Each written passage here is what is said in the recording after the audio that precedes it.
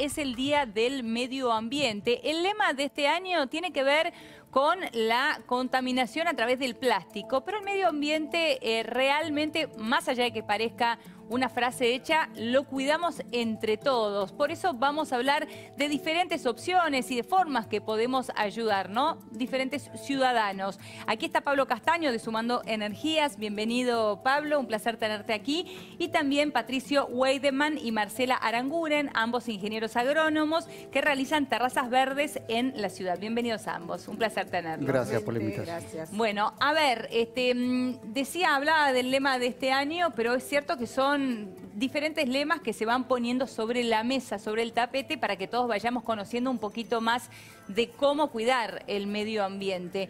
En primer lugar, preguntarte a vos, Pablo, ustedes reciclan basura y a través de esto hacen calefones y duchas. Exactamente, en realidad lo que hacemos es reutilizar los materiales. Siempre lo que podemos hacer primeramente, lo que estabas hablando del tema de los plásticos, es reducir el consumo, especialmente de empaques de un solo uso.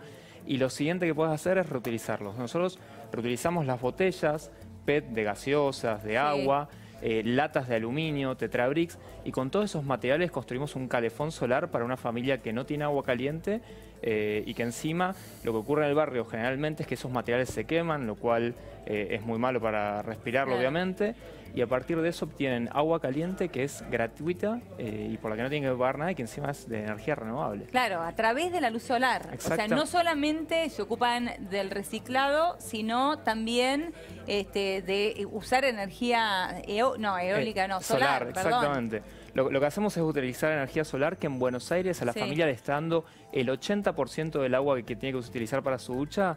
No tiene que pagarla y viene de energía renovable, en este caso bueno, el el sol. 80% es muchísimo. Yo pensé que no, que podías lograr menos con esto, pero el 80% es muchísimo. Exactamente, en este caso para la ducha y para un lavabo, que el lavabo es muy importante en barrios vulnerables porque en chicos hasta 5 años disminuye enfermedades como, por ejemplo, diarrea y neumonía por el simple hecho de lavarse las manos. Ahora, el 80% del año estamos logrando cubrirlo con estos calefones solares, que son autofabricados y de materiales que en el barrio se terminan quemando, materiales a los que de nuevo le estamos dando una segunda vida útil y que encima les da agua caliente gratuita a una familia que antes no lo tenía, la que es para muchas de las familias con las que trabajamos la primera ducha de ellos y de sus hijos. Ahora, si hablamos de terrazas verdes, es algo que está de a poco instalándose, que uno, por lo menos en la ciudad de Buenos Aires, cada vez vemos más. No de la misma manera en que lo vemos por ahí en otras ciudades del mundo, que realmente está totalmente expandido. ¿Cuáles son los beneficios de una terraza verde? Bueno, millones de beneficios. La evapotranspiración, por ejemplo. Sí. La retención del agua cuando llueve, ¿viste? Demora muchísimo más la caída del agua. Te lo cuento para que la gente entienda. Claro, así. sí. A ver si vos, Patricio. Bueno, después, o sea, te disminuye la temperatura, o sea, lo que es la isla de calor en las ciudades lo disminuye, como decía Marcela también, respecto a lo que es el agua de lluvia, no va directamente hacia los pluviales, sino que tiene un retardo, también reduce el consumo de energía. O sea que contribuye en ese caso, por ejemplo, con las inundaciones. Por también. supuesto, con las inundaciones. Claro, o sea, las demora. Estás reteniendo, por ejemplo, por metro cuadrado, un techo extensivo está reteniendo cerca de 30 litros por metro cuadrado. O sea, una precipitación de 30 milímetros es retenida por... muchísimo. Es muchísimo, exactamente.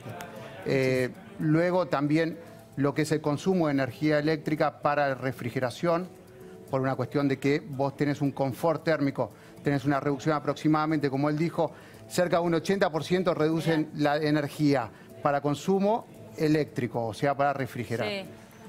Porque es aislante, ¿entendés? Es aislante. Claro, es aislante. Y esto depende de cada edificio decidir tener o no una terraza verde. Totalmente, sí, depende de cada edificio. ¿Y es caro tener una terraza verde?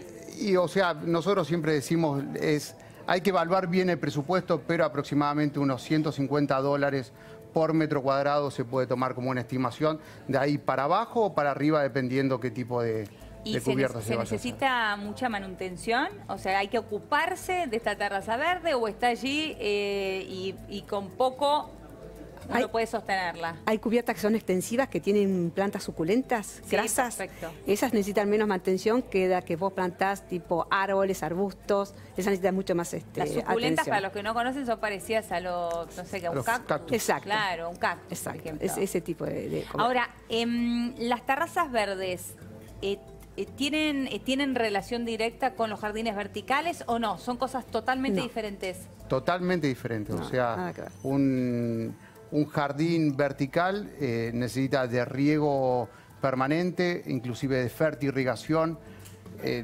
mientras que, por ejemplo, una cubierta extensiva Sí. solamente puede vivir del agua de lluvia. Por ejemplo, aquí en Buenos Aires, que tenemos una pluviometría alta, va a estar viviendo con el agua de lluvia. Si tenemos una sequía extrema, como fue Claro. el verano que pasó, y bueno, sí hay que aportar Riego. riego. Claro. Ahora, en tu adicional. caso, Sí. Pablo, estas duchas y estos calefones que ustedes realizan, ¿ustedes mismos deciden a dónde llevarlos? Exactamente, a ver, seguimos un poco la filosofía del trabajo de techo. Yo era voluntario de la ONG Techo, entonces llegamos a un barrio, vamos casa por casa, vemos las necesidades de la familia, vemos cómo calientan el agua. Típicamente calientan agua con una garrafa y gas y luego se bañan con un jarrito o con un termo eléctrico chiquito.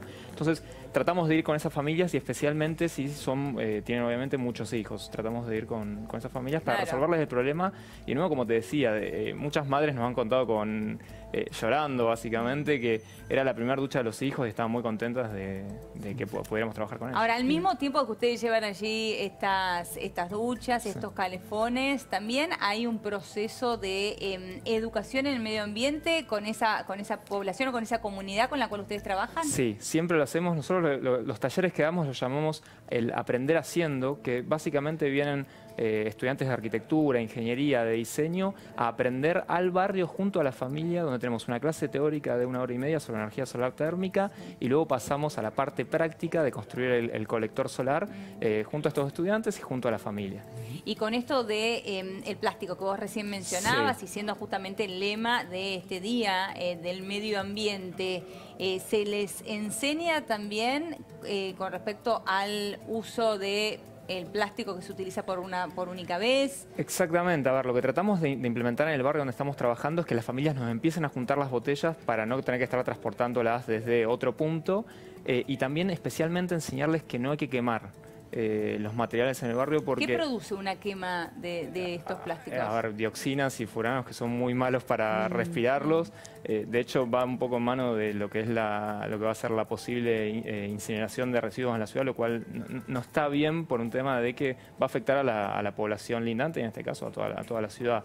Entonces, lo que buscamos es que en el mismo barrio donde estamos trabajando eso no ocurra, porque sabemos que lo están respirando ellos mismos a pesar de que no se dan cuenta de que es totalmente perjudicial para la salud. Entonces pasamos de esa botella que se iba a quemar a construir un calefón que aprovecha las energías renovables y cierra por todos lados. Genial. Ahora, hablábamos recién de estas terrazas que dependen de cada uno de los departamentos. Siendo tanto los beneficios que ustedes recién mencionaban, ¿no hay manera de que esto se lleve como una política pública, por él comenzando en la Ciudad de Buenos Aires? Hay una ley vigente en la Ciudad de Buenos Aires que faltaría reglamentarla. Bueno, Pero el gran tema con todas las leyes, Exacto, ¿no? exacto. Pero hay una iniciativa respecto a ese tema, así que hay esperanzas. Hay esperanzas, falta que se va- reglamentarla, Exacto. supuestamente hay tiempos con respecto a esto. ¿Y Sí, hay cuáles son los tiempos. puntos más importantes de esta ley? No, o Para sea, que los la vecinos reducción de sepan, la ¿no? BL es la principal, o sea, hay reducciones de impuestos. Acorde a la cantidad de metros cuadrados que uno tiene en una cubierta verde, Sí. se le van a ir disminuyendo los impuestos. Pero lamentablemente, como Bueno. les digo, hay muchas empresas que han instalado o residencias privadas y no pueden tener esta exención impositiva por una cuestión de que no está reglamentada. No están los técnicos que van a Auditar, cerciorar claro. este tema. De las falta cubiertas. eso. Exactamente. Las dos cosas, reglamentarla y la parte de auditoría. Y la también. parte de auditoría de los técnicos. Bueno, pero no es un tema menor esto. Y no. Si tienen una exención con respecto a la BL, entonces los propios consorcios son los que Exacto. después van a ir a pedir que esto se lleve a cabo en sus edificios, Totalmente. ¿no? Totalmente, ha habido recolección de firmas y ahora nosotros estamos nuevamente En contacto. con el gobierno de la ciudad para Iniciar este tema. Exacto, para reglamentarlo. Muy bien, bueno, o sea que falta un pasito más Sí, sí, sí. todavía, Ujú. falta un Sí, sí, pasito sí, más.